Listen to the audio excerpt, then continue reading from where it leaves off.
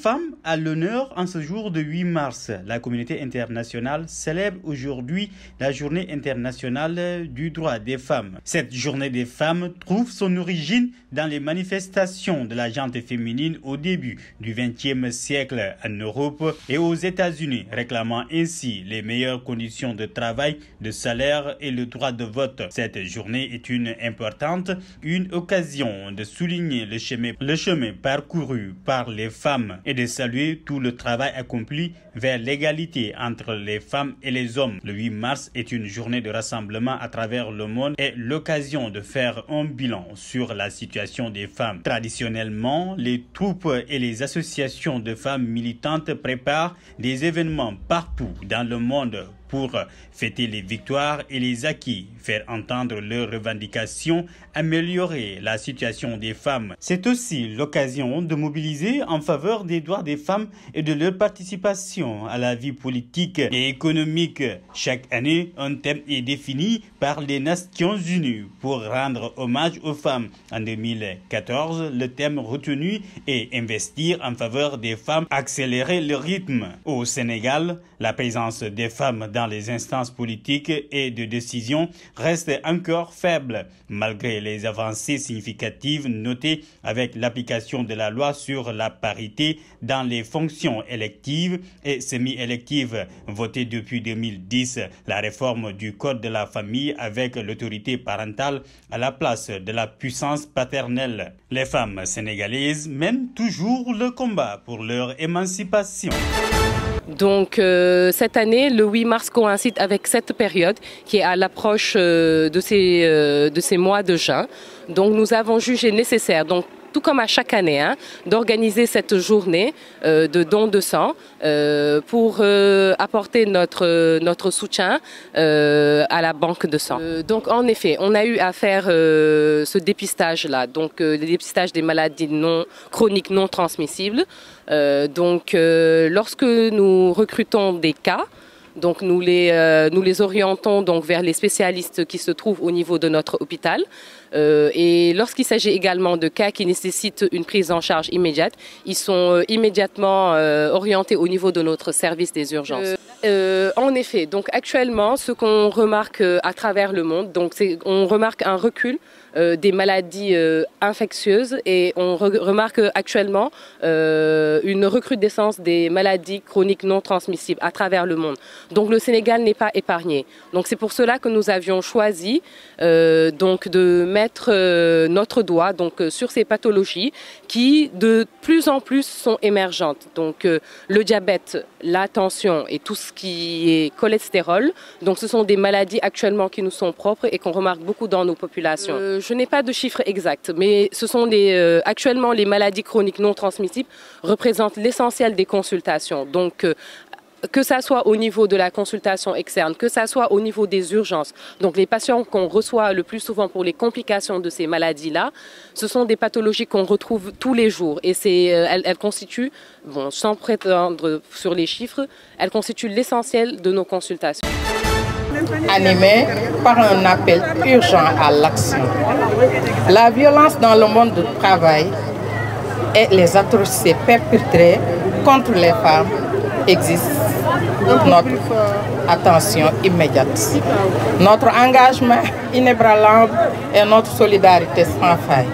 En tant que femme de la Confédération nationale des travailleurs du Sénégal, la synthèse, nous réaffirmons notre engagement indéfectible à mettre fin à toutes les formes de violence, d'exploitation et de discrimination à l'égard des travailleuses.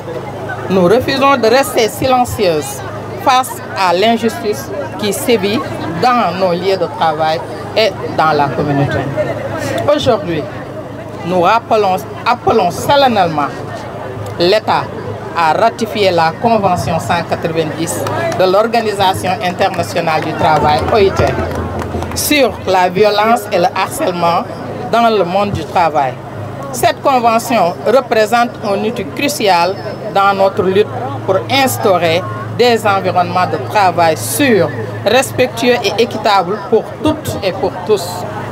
La ratification de la Convention 190 de l'OIT est un pas essentiel vers la création d'une société où les femmes ne vivent pas dans la peur de la violence, où leur dignité est préservée et où leur contribution au monde du travail est pleinement valorisée.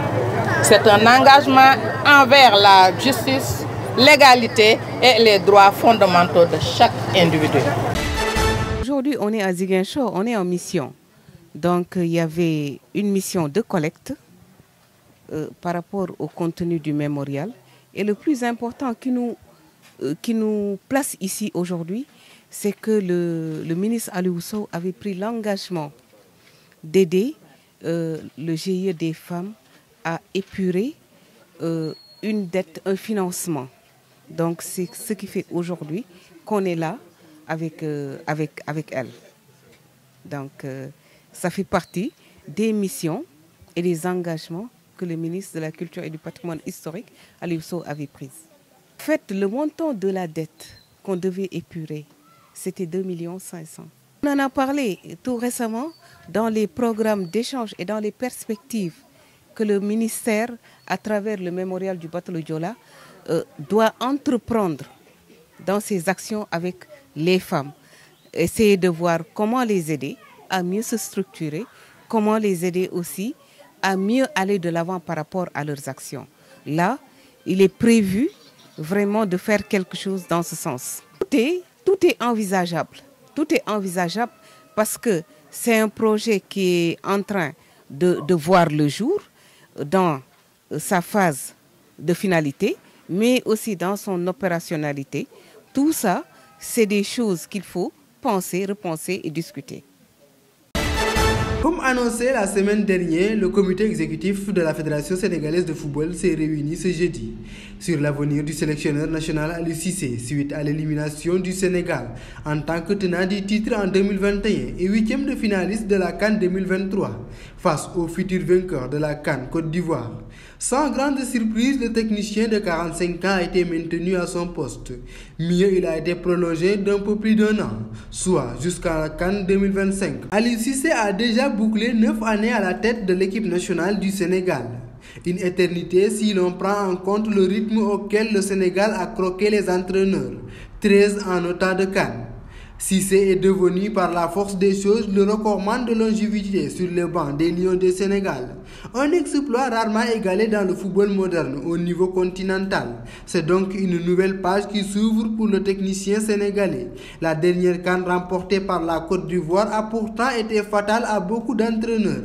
Plusieurs techniciens ont fait des frais de contre-performance avec leurs équipes. Jean-Louis Gassier, Hugo Bross, Djamel Belmadi, Chris Houghton, Rigobert Song, pour ne citer que cela. Aliou Cissé a échappé à la guillotine malgré son échec à mener les Lions à un deuxième sacre après celui obtenu au Cameroun en 2022. Depuis son arrivée à la tête de l'équipe nationale du Sénégal en mars 2015 au sorti d'une CAN désastreuse sous la houlette d'Alain Giresse, Aliou Cissé en a vu toutes les couleurs, en a entendu des vers et des pas de mur. La longévité de Cissé se traduit autant par le nombre d'années que par le nombre de matchs. En 9 ans, le sélectionneur national Aliou Cissé a obtenu 94 rencontres officielles, dont 61 victoires, 21 matchs nuls et 12 défaites. Aliou Cissé a entamé hier sa 10e année à la tête de l'équipe nationale du Sénégal et sera très attendu pour maintenir l'équipe au plus haut niveau.